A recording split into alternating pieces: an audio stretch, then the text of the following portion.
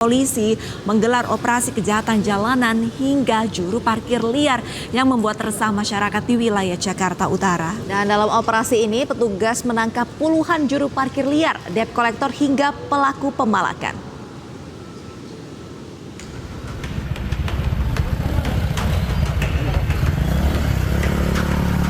Kepolisian sektor Koja Polres Metro Jakarta Utara menggelar operasi kejahatan jalanan hingga juru parkir liar di wilayah Koja. Dengan mengerahkan puluhan personil, petugas mendatangi sejumlah lokasi yang dianggap rawan kejahatan jalanan. Puluhan orang pun diamankan, diantaranya juru parkir liar, debt collector, hingga pelaku pemalakan. Total 36 orang diamankan dalam operasi, di mana 3 diantaranya diproses lebih lanjut karena terindikasi melakukan tindak pidana berat. Ketiga orang yang diproses itu meliputi seorang pria yang kedapatan membawa senjata tajam, seorang debt collector, serta pelaku pemalakan. Operasi prenisme dan juga aksi kejahatan jalanan lainnya, dan hari ini alhamdulillah kita berhasil mengamankan 36 aksi premanisme yang diantaranya juru parkir liar dan matalang, dan juga satu melakukan tindakan pemalakan. Sementara itu, puluhan juru parkir liar dan paoga yang telah diamankan kemudian dikirimkan ke panti sosial untuk didata dan dibina. Dari Jakarta, Rizky Falufi, iNews melaporkan. Dan kita ke informasi masih mengenai kecelakaan lalu lintas nih pemirsa nih. Seorang anggota kepolisian lalu lintas kritis usai ditabrak pengemudi mobil yang melakukan pengaturan di Jalan Protokol Kota Makassar, Sulawesi Selatan. Nah, pelaku kini menjalani pemeriksaan secara intensif di unit kecelakaan Satlantas Polrestabes Makassar.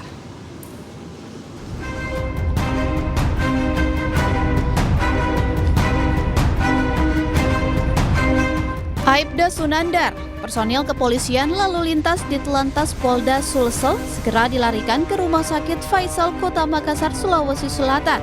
Usai ditabrak pengemudi mobil saat bertugas mengatur lalu lintas di Jalan Andi Pangeran Petarani, Kota Makassar. Peristiwa berawal saat mobil jenis kabin ganda melintas dan hendak memutar balik di depan kantor pos regional 10 Makassar. Pengemudi kemudian menyalip dari kiri kendaraan lain hingga menabrak polisi lalu lintas yang tengah bertugas. Akibatnya, Aibda Sunandar kini dalam kondisi kritis. Kendaraan double cabin Mitsubishi Chevrolet yang akan memutar arah ke utara sehingga menyenggol atau menyerempet petugas lalu lintas yang sedang melakukan pengaturan di pagi hari, sehingga terjadi terpental. Kini pelaku bersama barang bukti kendaraan telah ditangkap di unit kecelakaan lalu lintas Satlantas Polrestabes Makassar untuk pemeriksaan lebih lanjut. Dari Makassar, Sulawesi Selatan, Leo Muhammad Nur, iNews melaporkan.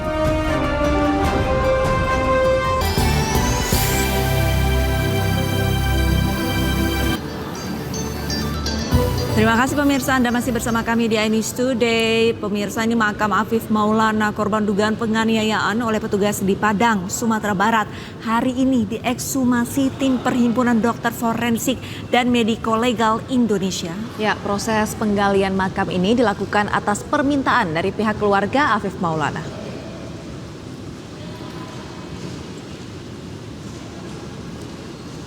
Dokter yang terhimpun dalam kedokteran forensik dan Mediko Legal Indonesia serta Pusdokes Polri hari ini akan melakukan ekshumasi dan otopsi ulang jenazah Maulana Afif, bocah yang diduga disiksa polisi di Kota Padang, Sumatera Barat.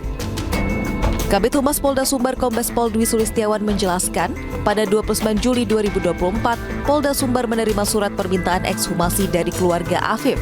Setelah melakukan kajian pada 5 Agustus 2024, Polda Sumbar mengirimkan surat ke Perhimpunan Dokter Forensik dan Mediko Legal Indonesia atau PDFMI di RSCM Jakarta secara online agar jenazah Afif diekshumasi.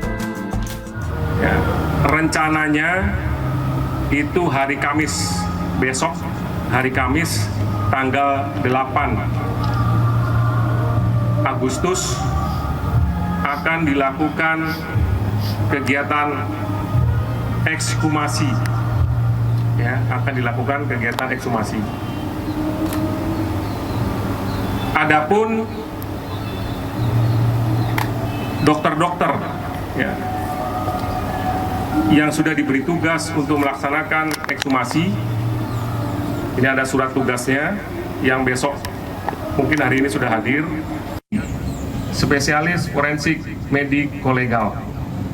Ini beliau pengurus pusat PD FMI, ditugaskan sebagai sekretaris. Di antara dokter yang bertugas dalam proses ekshumasi terhadap jasad Afif Maulana ini, diantaranya Ade Firmansyah Sugiharto dari RSCM, Baiti Adayati dari PBPDFMI, Rika Susanti, Unan Sigit Lintang, Kirana Undip, dan Adrian Syah. Desakan ekshumasi terhadap jasad Maulana Afif ini tak datang dari keluarga dan pengacara korban saja, tetapi juga dari KPAI dan Komnas HAM. Ekshumasi dinilai perlu untuk membuat terang benderang peristiwa penyiksaan yang menyebabkan tewasnya Afif Maulana. Dari Padang, Sumatera Barat, Budi Sunandar, iNews melaporkan. Ya, dan pemirsa, untuk mengetahui informasi terkini terkait ekshumasi makam Afif Maulana, kami sudah terhubung dengan rekan Budi Sunandar yang saat ini sudah berada di kawasan pemakaman umum Tanah Sirah, Lubuk Begalung, Kota Padang, Sumatera Barat. Selamat pagi Budi. Budi, ini bagaimana untuk proses ekshumasi makam Afif? Apakah sudah berjalan? Selamat pagi Arlisa dan Aulia. Budi? Masih, ya, halo. Ya Arlisa, Aulia. Ya Budi, proses ekshumasi. Ya Budi, proses ekshumasi apakah sudah berjalan Budi? Ya, untuk proses ekshumasi berlangsung pada pukul 10 bagian barat dan sampai pada pukul 8.30 waktu Indonesia bagian barat. Saat ini proses ekshumasi sudah selesai. Untuk tim forensik sudah bergeser ke Rumah Sakit Jamil Padang untuk melakukan proses otopsi. Demikian Arisa. Siapa saja Budi tadi yang mengawal proses ekshumasi ini? Ya, untuk proses ekshumasi ada dari Polda Sumbar, dari jajaran Polresta Padang, terus ada juga didampingi oleh Kompolnas, kemudian pihak keluarga juga didampingi oleh LBH serta KPAI dan LBSK. Baik Budi, mungkin Anda bisa memperlihatkan kepada pemirsa sedikit bagaimana situasi di sekitar sana. Oke, ya saat ini saya berada tepat di depan makam Afif Maulana yang sudah dibongkar pada dari pukul 7.30 pagi tadi. Afif dimakamkan di tempat pemakaman umum Tanah Sirah, Tahunan Balimo, Kecamatan Lubek. Saat ini jenazah Afif sudah dibawa ke Rumah Sakit Jamil Padang untuk proses otopsi. Di lokasi sendiri masih terdapat tenda dan sejumlah warga dan polis lain masih terpasang. Demikian Arisa. Baik, boleh saya minta konfirmasi Budi, berarti saat ini jenazah dari Afif tengah diotopsi. Diotopsinya di mana Budi? Untuk jenazah Afif saat ini dibawa ke Rumah Sakit Jamil Padang untuk dilakukan proses otopsi. Apakah ada informasi kapan rencananya nanti setelah usai otopsi jenazah ataupun jasad dari Afif ini dimakamkan kembali, ini jam berapa Budi? Untuk estimasi berlangsungnya otopsi belum bisa diketahui, tapi tim dari PDFMI bersama tim forensik lainnya sudah berada di Rumah Sakit Jamil Padang. Baik Budi, apa tadi pihak keluarga Afif Maulana hadir pada proses ekshumasi? Dan bagaimana mereka keadaannya? Ya, saat dilakukan proses ekshumasi, pihak keluarga Afif Maulana berada di lokasi didampingi oleh kuasa hukumnya dari LBH Padang. Tampak orang tua Afif sangat terpukul dan menangis tadi di pas makam Afif dibongkar. Ini Arisa. Budi, apakah Anda mendapatkan informasi alasan dari keluarga ingin mengekshumasi jasad dari Afif? Ya, saya diulang Arisa. Ya Ya, apakah Anda mendapatkan informasi kenapa keluarga memilih untuk mengekshumasi jasad Afif dan segera diperiksa ataupun diotopsi kembali? Ya, keluarga meminta untuk proses ekshumasi dan otopsi agar proses penyelidikan penyebab kematian Afif bisa menjadi terang benderang dan proses penyelidikan bisa dilanjutkan lagi oleh pihak kepolisian. Baik, terima kasih banyak atas laporannya. Budi Sunandar langsung melaporkan dari Lubuk Begalung, Sumatera Barat. Selamat kembali bertugas. Ya pemirsa, karut-marut penyebab kematian Afif Maulana ini masih bergulir. Dan Afif ini ditemukan tewas, ini di bawah jembatan Batangkuranji, Kota Padang, Sumatera Barat pada 9 Juni lalu. Dan LBH Padang dan juga keluarga menduga kalau Afif ini tewas akibat dianiaya oleh oknum polisi. Namun pihak Polda Sumbar ini membantah. Lantas apa yang sebenarnya terjadi? Berikut ulasan kasus tewasnya Afif Maulana. Versi Kapolda Sumbar Irjen Suharyono ini membantah adanya dugaan penyiksaan oleh oknum polisi. Dan 17 polisi ini sudah diperiksa dan dinyatakan langgar kode etik. Namun tidak terkait kematian Afif. Kalau Afif Maulana ini informasinya tewas karena jatuh dari jembatan Kuranji setinggi 50 meter. Namun pemirsa, versi Polda Sumatera Barat ini sungai yang dangkal menyebabkan jasad Afif mengalami lebam dan juga patah tulang. Sementara itu CCTV di TKP terhapus. Hal ini diungkap ke Polda Sumbar Irjen Suharyono yang menegaskan bahwa penyimpanan CCTV di TKP hanya 1 terabyte dan otomatis terhapus setelah 11 hari. Hingga saat ini Polda Sumatera Barat masih menyelidiki kasus tewasnya Afif.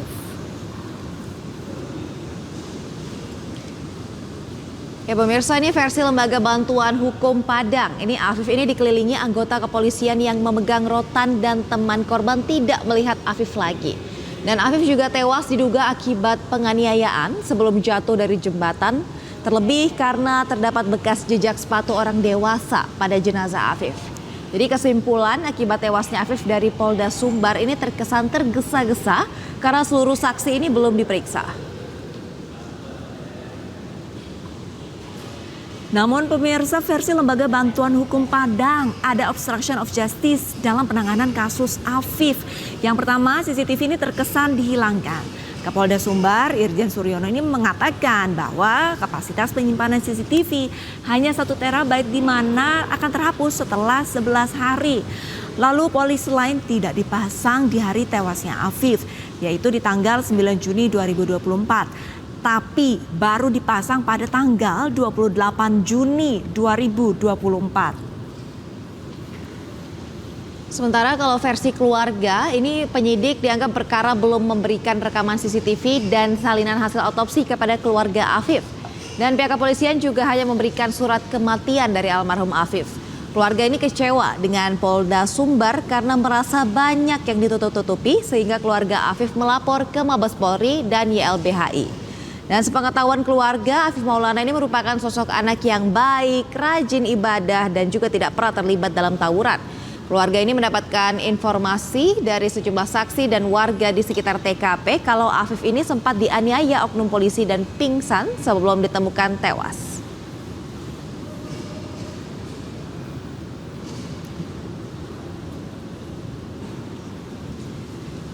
Ya, selanjutnya pemirsa, sebelumnya ini keluarga almarhum Afif Maulana, korban tewas diduga akibat dianiaya oknum polisi ini mengadu ke Komisi 3 DPR RI. Iya, ini keluarga meminta untuk polisi Republik Indonesia mengotopsi ulang jenazah Afif dan menuntut pengusutan kasus ini secara transparan.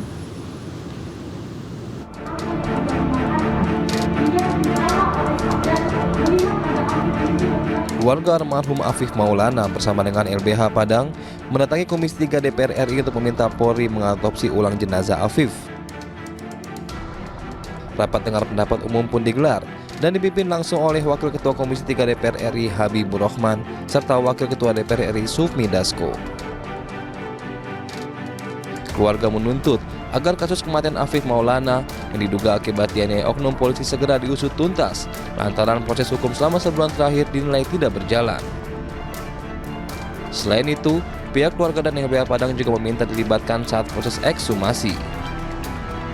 Perjuangan untuk keadilan Afif dan pengungkapan kebenaran ini masih panjang, teman-teman. Ini baru langkah step berikutnya yang akan menentukan proses keadilan itu bagi Afif Maulana dan keluarganya. Dan kami akan terlibat aktif dalam proses ekshumasi ini. Di dalam forum ini saya meminta untuk Perhimpunan Dokter Forensik Indonesia untuk segera mengupayakan ekshumasi dan kami dilibatkan prosesnya. Sementara, Wakil Ketua Komisi 3 DPR RI Habibur Rahman berjanji akan terus mengawal kasus ini hingga tuntas. Ya, kita minta dilakukan ekshumasi dan nanti kita kawal bareng-bareng, Bu. Ya, kita kawal bareng-bareng proses ekshumasi ini. Nanti kuasa hukum juga hadir ya, dari mewakili pihak keluarga di sana. Teman-teman media juga bisa saksikan juga langsung proses ekshumasi ini. Adapun terkait persoalan lain, kami tetap bisa menerima masukan dari kawan-kawan, ya, lalu akan kami teruskan ke Polda seperti pengusutan perkara pokoknya ini, dugaan peristiwa yang mengakibatkan tewasnya Afif ini persoalan apa, kan sedang berlangsung dan belum ditutup. Sebelumnya, Afif Maulana, seorang bocah SMP berusia 13 tahun, diduga tewas akibat dianiaya oleh oknum polisi di Kota Padang, Sumatera Barat. Namun polisi mengklaim Afif meninggal karena melompat dari jembatan Kuranci setinggi 100 meter. Pihak keluarga merasa janggal karena tubuh Afif terdapat luka lebam hingga meminta polisi mengungkap kejanggalan penyebab kematian Afif Maulana. Dari Jakarta, Rian Rahman, iNews melaporkan. Pemirsa, keluarga Afif Maulana bersama LBH Padang juga mendatangi Yayasan Lembaga Bantuan Hukum Indonesia atau YLBHI Jakarta untuk meminta keadilan. YLBHI menuntut Kapolri untuk mengusut tuntas kematian dari Afif Maulana.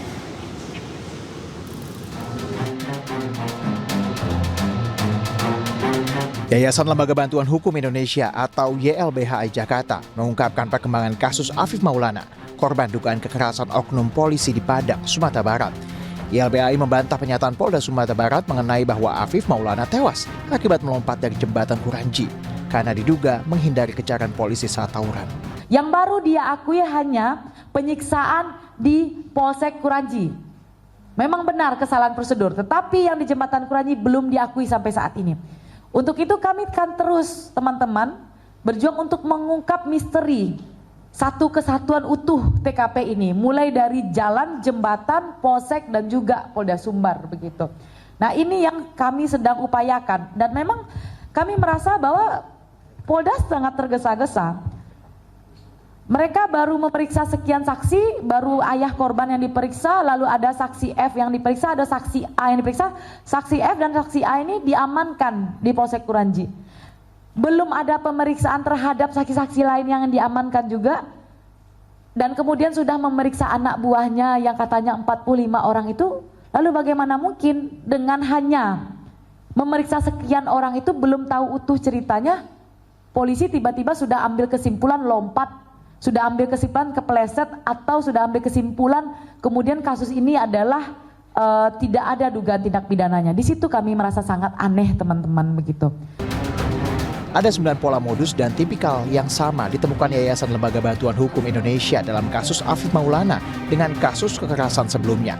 Polisi kerap melakukan penyangkalan, penghilangan CCTV atau barang bukti, lambatnya pengungkapan kepolisian, tidak adanya proses pidana, dan membuat nama institusi Polri kembali tercoreng, apalagi korban adalah anak di bawah umur.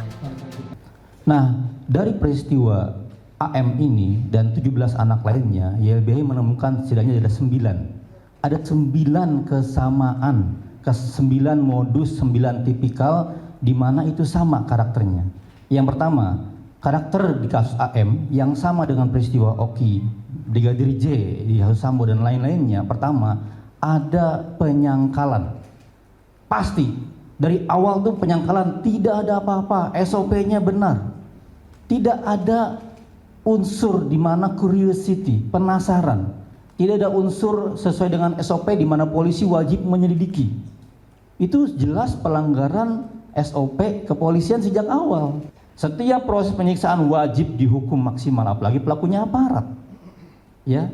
Nah, pertanyaannya kenapa Kapolda, kenapa Polda kemudian turut melakukan upaya-upaya proteksi kepada aparat di bawahnya? Padahal kan ini kan soal bagaimana ada orang yang melakukan kejahatan, jangan dilindungi dong. Kalau dilindungi berarti kelembagaannya sama gitu. Harusnya Kapolda memeriksa dengan cepat. YLBHI menuntut agar Kapolri mengungkap secara transparan kasus anak Afif Maulana ini. Dari Jakarta, Steven Patinama, Guntur Zulkarnadi, iNews melaporkan. Kita ke informasi selanjutnya, pemirsa. Selebgram Fujianti Utami alias Fuji kembali memberikan keterangan terkait kasus ex-manager yang menggelapkan uangnya senilai 1,3 miliar rupiah. Wah, ini sebelumnya ex-manager Fuji ini juga dilaporkan pada 7 September 2023 lalu dan menjadi tersangka pada 29 Juni lalu. Usai dirinya ini menyerahkan diri ke polisi. Selebgram Fujianti Utami alias Fuji bersama kakaknya Fadli Faisal mendatangi Mapolres Metro Jakarta Barat didampingi kuasa hukumnya Sandi Arifin. Fuji memberikan keterangan tambahan untuk memperkuat bukti-bukti mengingat berkas perkara penggelapan uang yang dilakukan ex-manajernya sudah dilimpahkan ke Kejaksaan Negeri Jakarta Barat. Fuji menyampaikan terima kasihnya kepada polisi karena penyelesaian kasusnya berjalan lancar. Mungkin ketemunya di persidangan ya, karena dari klien kami sampai sekarang pun juga belum ada yang namanya kita untuk mediasi ataupun juga perdamaian, dan tadi sudah disampaikan lagi sekali lagi sama Pak Fuji bahwa kasus ini segera minta proses hukum sampai ke pengadilan. Karena ini ada sangkut pautnya sama Batara juga, sama ada tangan kedua tangan ketiga juga gitu loh, jadi agak nyambung kalau yang ini aku nggak tahu, soalnya kan itu antara Batara sama orang ini gitu. Berarti ada satu orang oknumnya yang dilaporkan atau ada berapa? Masih kita pelajari. Sebelumnya, Polres Metro Jakarta Barat menetapkan ex-manajer Fuji, Batara Ageng, sebagai tersangka atas kasus penggelapan uang sebesar 1,3 miliar rupiah. Batara dilaporkan pada 7 September 2023 lalu dan baru dilakukan penetapan tersangka pada 29 Juni 2024, usai dirinya menyerahkan diri. Batara mengaku telah menghabiskan uang tersebut untuk membayar cicilan mobil dan apartemennya. Awalnya mereka kenal dari abangnya saudari FU.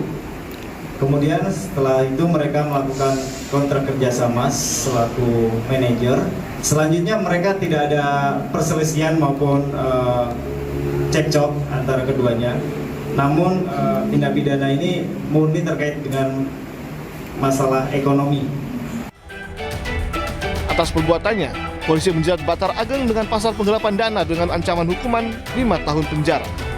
Dari Jakarta, Miftahul Gani, iNews melaporkan. Kita ke informasi lain, pemirsa dan Lia. Ini Saka Tatal, mantan terpidana kasus pembunuhan Vina dan Egi, siap dikonfrontir dengan Aib dan Dede terkait kesaksian palsu mereka. Ya, Saka Tatal ini mengaku siap memberikan keterangan sesuai fakta sesungguhnya.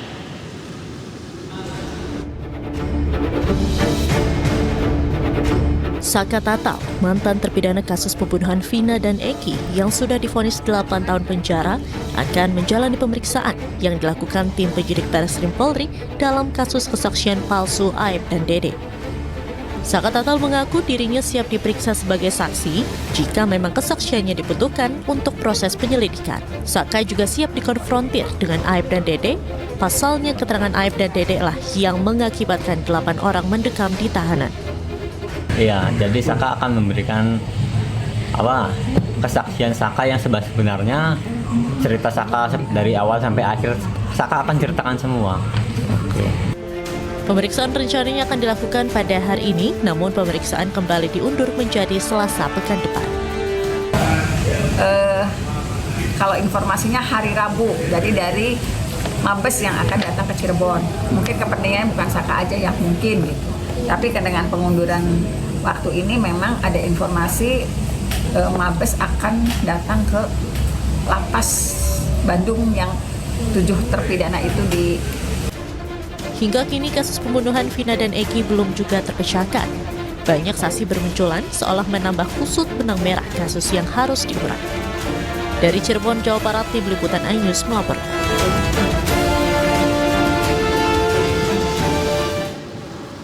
Pemirsa, pengungkapan kasus Vina dan Eki ini terus bergulir, dan kali ini di akun YouTube-nya Deddy Mulyadi mendatangkan seorang saksi mata yang mengaku melihat langsung bahwa Vina dan Eki ini mengalami kecelakaan.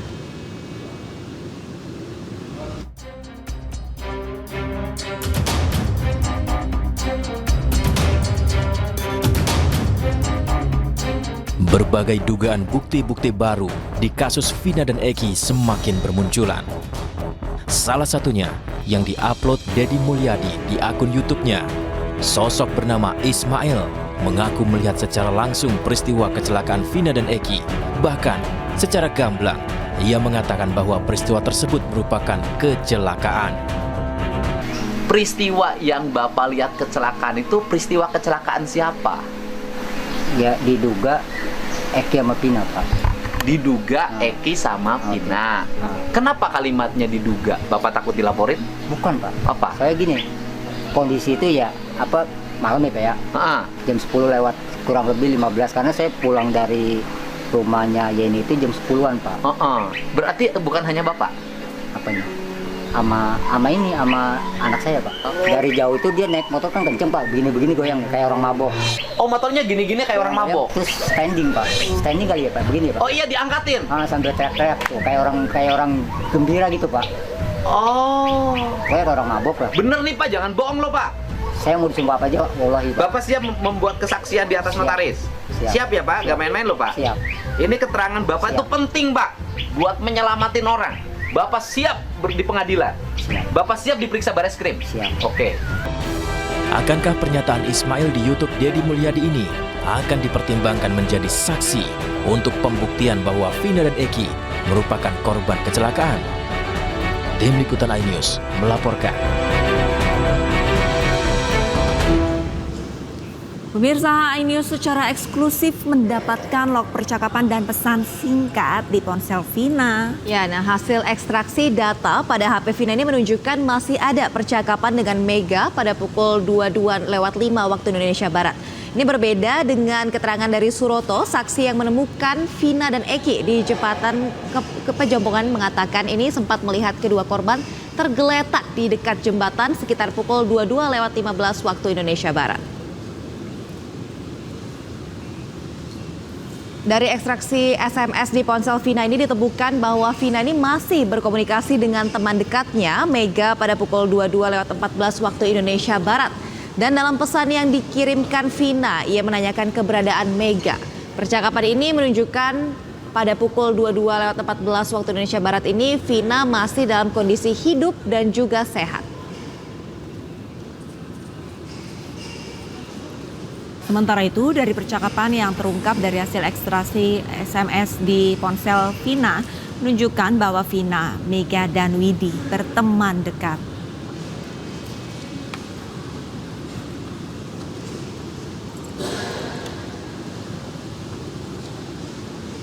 Boleh ya. Pukul berapa Pak Suroto ketemu Vina? 22 kurang lebih 15 menitan. Oke, ini tepat juga ini. Masih ingat? Kok bisa ingat? Tepat betul. Dari mana? Betul. Karena jam 9 itu saya patroli di wilayah kami, BOPER itu masih keadaan aman. Bapak sebagai apa sih patroli? Saya di pemerintahan desa waktu itu jabat kasih pemerintahan. Mandor. Mandor, oh keamanan Mandor juga ya? Polisi desa gitu panggilan. Polisi desa, oke. Jadi patroli 22.15 itu. Ya, karena lihat jam waktu itu, oh ada Vina, ada laki-laki perempuan waktu itu mikirannya kecelakaan ya. Betul. Sekitar 22.15. Betul. 15, oke. Tapi dikuatkan tadi menurut Bu Elsa dengan saksi lainnya. Ya, saksi lainnya juga ada di dalam berkas dalam putusan itu ada Supardi ya. Siapa itu Supardi, Pak? Polisi, anggota Polsek Talun. Oh, Polsek Talun, oke. Terus? Supardi, Suja, dan Muhyiddin. Dan itu keterangannya sama, bersesuaian, dan juga langsung kan di BAP. Sehingga kalau sekarang 8 tahun kemudian kan tinggal baca aja masih ada. Tapi kalau ini kan tidak ada spesifiknya dan tidak ada kaitannya. Kalau ini pernah di BAP, pernah di persidangan, ya tentunya saat itu diperiksa kan tidak akan meleset waktunya. Saya nggak mengatakan orang itu bohong atau tidak, tetapi tiba-tiba dia ingat-ingat itu agak sulit ya. Agak aneh menurut Bu Elsa? Bukan aneh lagi, bagaimana dia tiba-tiba dia muncul dan tidak pernah di BAP. Apakah ada dia punya diary-nya dia? Oke, saya tanya ke Pak Mukhtar. Pernah di BAP nggak? Siapa? Widi dan Mega? Baik, kedua orang klien kami ini memang belum pernah di BAP. Kenapa demikian? karena memang mereka belum pernah disentuh oleh pihak manapun untuk memberikan kesaksian. Itu yang pertama. Oke. Kemudian yang kedua, ini baru pertama kali di pengadilan ini memberikan kesaksian ya. Pada saat kejadian pun tidak memberikan. Kenapa seperti itu waktu itu? Nah, karena yang saya bilang tadi, kedua orang klien kami itu belum pernah disentuh. Padahal memang ada pernyataan kasarnya Vina di beberapa media yang menyatakan bahwa Vina itu punya teman 2 orang. Iya. Satu turut, satu Pemirsa, untuk membahas lebih dalam terkait hasil ekstraksi ponsel Vina, kami ini sudah bersama kuasa hukum Suroto, ada Rasman Arif Nasution, dan juga kuasa hukum dari Saka Tatal, Edwin Partogi Pasaribu. Selamat pagi Bapak-Bapak, semoga dalam keadaan sehat ya Pak. Selamat pagi. Assalamualaikum warahmatullahi wabarakatuh. Waalaikumsalam warahmatullahi wabarakatuh. Baik, di studio ada Lia dan Lista. Saya akan ke Pak Edwin terlebih dahulu. Pak Edwin, ini apakah benar ada bukti baru mengenai percakapan Vina nih, mengenai lewat pesan singkat dengan Widi dan juga Mega? Ya, sebenarnya bukti itu sudah lama saya punya ya.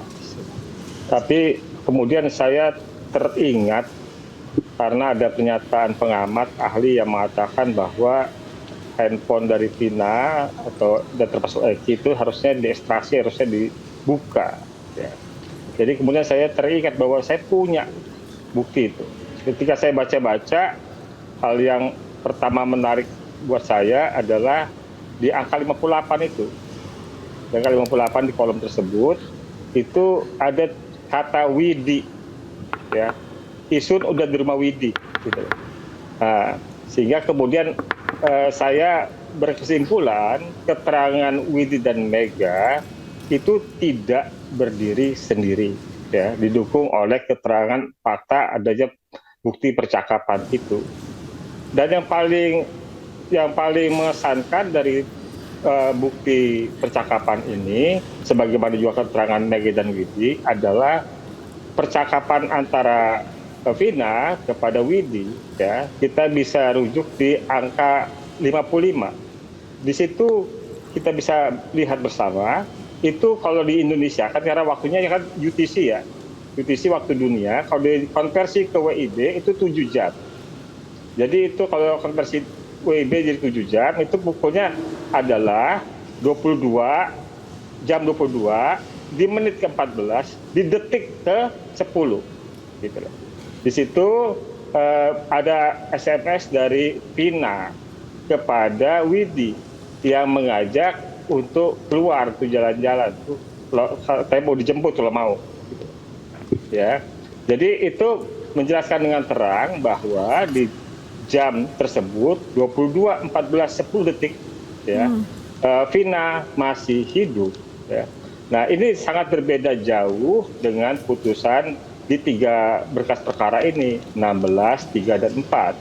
Kalau di putusan berkas perkara tersebut, putusan sudah inkrah itu disebutkan pada pukul 21.15 ketika Eki dan Vina melintas di depan SMP itu kemudian diikuti oleh para pelaku, ya, dan kemudian terjadilah peristiwa sebagaimana yang diputuskan dalam perkara ini, yaitu pembunuhan dan pemerkosaan.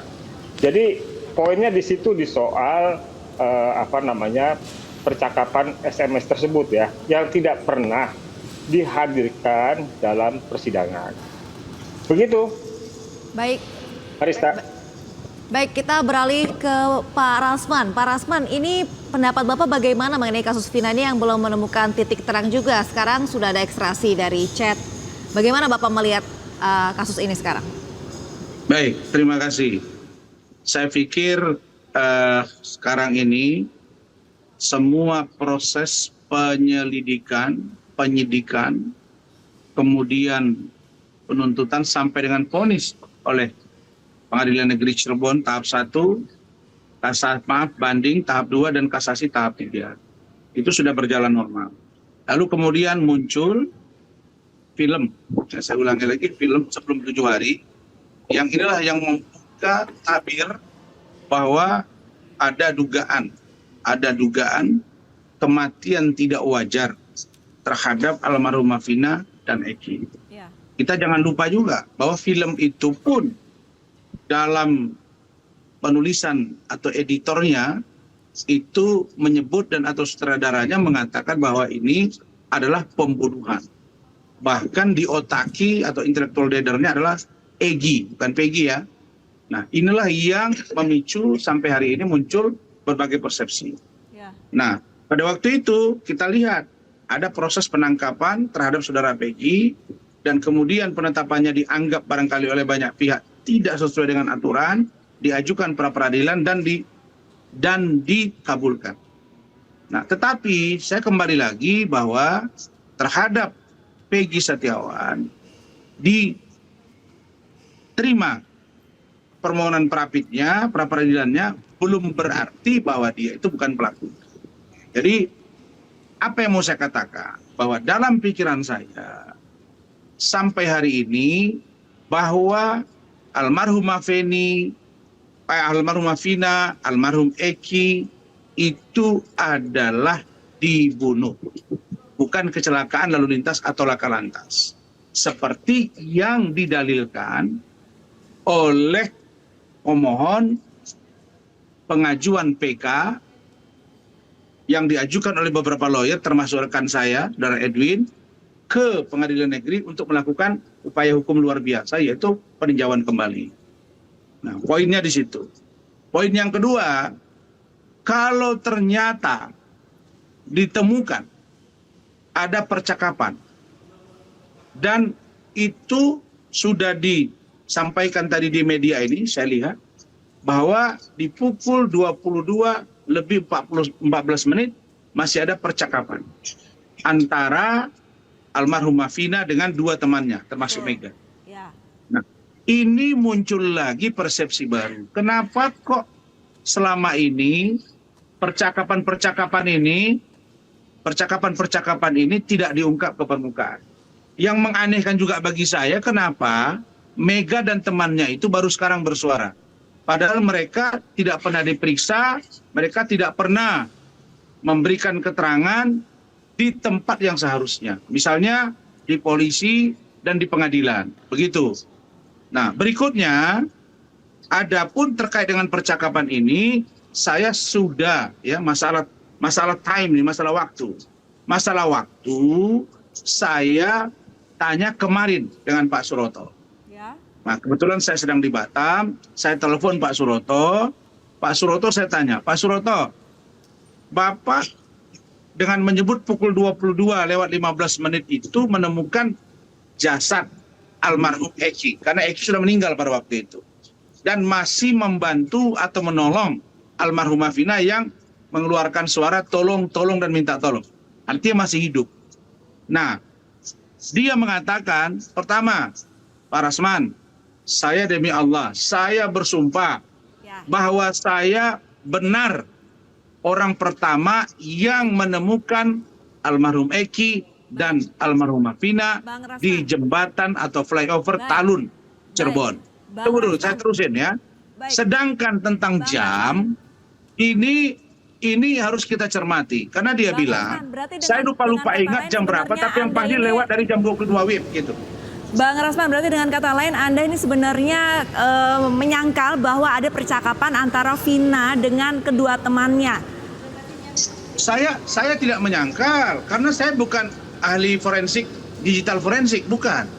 Saya tidak menyangkal. Tapi kita ini, kalau dilihat dari percakapan itu, artinya jam 22:14 itu ada percakapan dengan rekannya. Baik. Pak Suroto menyatakan dia menemukan itu lebih dari jam 22. Kan bisa saja setelah selesai percakapan itu kemudian dia dibunuh atau dihabisi. Begitu kira-kira Pak Edwin. Pak Edwin, bagaimana tanggapannya Pak Edwin? Ya, jadi tadi saya sudah sampaikan ya Mbak, bahwa berdasarkan putusan yang inkrah tersebut di pukul 21:15 WIB itu sudah mulai terjadi peristiwa. Rentetan peristiwanya mulai 21:15 WIB dengan pengejaran oleh para pelaku kepada Eki dan Vina. Kemudian terjadilah, kalau menurut peristiwa dalam konteks tersebut ya, pemukulan dengan kayu bambu di pertalun yang kemudian korban dibawa ke belakang showroom lahan kosong, dianiaya, diperkosa, kemudian setelah itu dibawa lagi ke pertalun untuk diletakkan sebagaimana sepertinya kecelakaan. Tetapi waktu yang saya tunjukkan dari ekstraksi data handphone milik Vina ini menunjukkan hal yang berbeda, bahwa pada pukul 22.14 lewat 10 detik WIB, Vina masih berkomunikasi dengan Widi sebagaimana keterangan Mega dan Widi. Jadi di situ saja kita mainnya saintifik. Kalau ingatan kan jadi problem ya, karena ingatan manusia terbatas. Tapi ini saintifik bahwa ada keterangan yang bisa diuji ulang atau bisa ditampilkan ulang, karena Bang Rasman, mohon maaf Bang Rasman, bahwa data ini sayangnya tidak pernah dimunculkan ketika 2016. Termasuk pertanyaan saya kepada penyidik dan Pak Rudiana, ya, mengapa handphonenya Eki tidak disita dan tidak diekstrasi, gitu, ya. Baik, Pak Edwin, Pak Edwin, ini mungkin pertanyaan terakhir, ini juga pertanyaan dari semua pihak, kenapa untuk percakapan antara Vina dan kedua temannya ini baru terungkap sekarang? Ya, tadi saya sampaikan, saya memiliki dokumen-dokumen dari peristiwa ini, dan saya baru teringat dari pernyataan Reza Indragiri yang mempersoalkan soal data handphone. Ya, kata Reza, kalau data handphone diungkap akan terbuka terang. Saya jadi teringat bahwa saya memiliki data tersebut, sehingga saya pun abai ketika PK ini diajukan kemarin ketika sidang di Pengadilan Cirebon ya, karena saya belum baca. Saya baru baca kemudian, dan kemudian saya ketemu kata kuncinya di situ di angka 58 bahwa ada kata Widi. Nah, dari kata Widi itulah saya telusuri ke atasnya di angka 55 lebih terang benderang bahwa di pukul 22.14 lewat 10 detik masih ada percakapan antara Vina dan Widi sebagaimana penjelasan Mega dan Widi ketika menjadi saksi pada sidang PK di Pengadilan Negeri Cirebon. Baik, terima kasih. Terima kasih Pak Edwin. Dan terima kasih juga Pak Rasman Nasution dan Pak Edwin Pasar itu sudah bergabung. Sedikit aja. Bersama. Oke, ya, silakan Pak, singkat saja Pak Rasman. Saya berarti data ini dari Pak Edwin ya, rekan saya ya. Ya. Nah, saya ingin mempertanyakan kenapa pada waktu itu kan Pak Edwin posisi sebagai salah satu komisioner LPSK, Lembaga Perlindungan dan Lembaga LPSK, Lembaga Perlindungan Saksi dan Korban. Nah, kalau itu ternyata ada datanya, kenapa sekarang dikeluarkan? Artinya yang lalu itu LPSK bekerja tidak maksimal. Karena itu saya minta nanti agar ini semua dikumpul datanya, kenapa baru hari ini dikeluarkan kok kemarin tidak. Saya kira itu saja jadi pertanyaan besar kita. Baik. Terima kasih Pak Rasman dan juga Pak Edwin sudah hadir bersama kami hari ini di iNews Today. Semoga sehat selalu Bapak-Bapak. Terima kasih.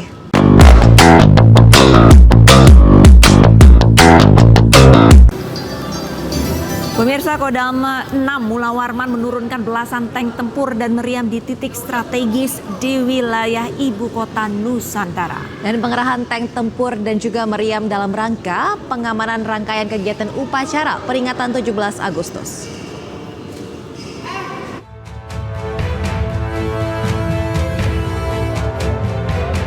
Belasan alutsista tempur akan disebar di titik strategis wilayah ibu kota Nusantara dalam rangka pengamanan rangkaian kegiatan upacara peringatan 17 Agustus mendatang.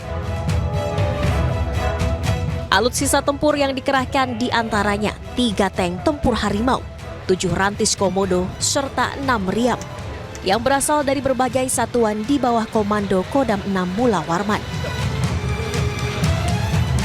16 alutsista dari TNI Angkatan Darat ini akan mulai dimobilisasi ke IKN pada 10 Agustus untuk melakukan pengamanan selama 2 pekan ke depan. Alutsista ini rencana akan mulai inset nanti pertengahan Agustus ini.